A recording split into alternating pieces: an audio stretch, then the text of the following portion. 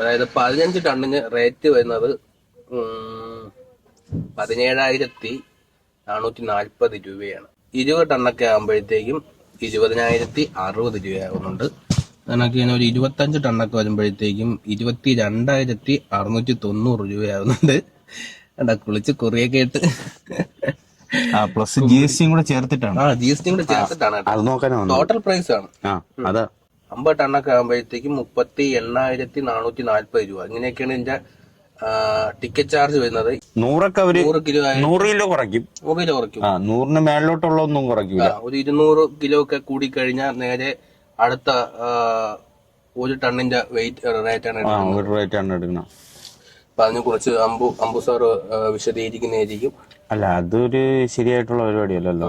അത് കുറച്ച് നമുക്കിപ്പം വില ബേസിൽ നോക്കണമെന്നുണ്ടെങ്കിൽ 500 രൂപ 600 രൂപയൊക്കെ വരുന്നുള്ളൂ.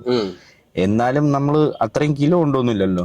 അതെ, നമ്മൾക്ക് ഇങ്ങനെ ഒരു കാര്യം ഇന്ന് സംഭവിച്ചു അല്ലേ? അതായത് 300 കിലോ കൂടുതലായിരുന്നു. 300 കിലോ കൂടുതലായിരുന്നു. അപ്പൊ നമ്മൾ അത് അഡ്ജസ്റ്റ് ചെയ്യാൻ പറ്റുമെന്ന് ചോദിച്ചു. മുമ്പ് ചെയ്യുമായിരുന്നു. 300 കിലോ നമ്മള് ഡിസ്കൗണ്ട് ചെയ്ത് തരുമായിരുന്നു. അതിപ്പോ അവര് ചെയ്യത്തില്ല എന്ന് പറയുന്നു. അതിപ്പോ എടുത്ത ട്രാൻസ്പോർട്ടിന്റെ അവര് കാര്യങ്ങളൊക്കെയാ. വെളിയിൽ നോക്കുമ്പോ 600 ആയിരിക്കും. പക്ഷെ അത് നമുക്ക് നമ്മുടെ വാടകയൊക്കെ അതിനുള്ള വാടകയല്ലേ ഉള്ളൂ.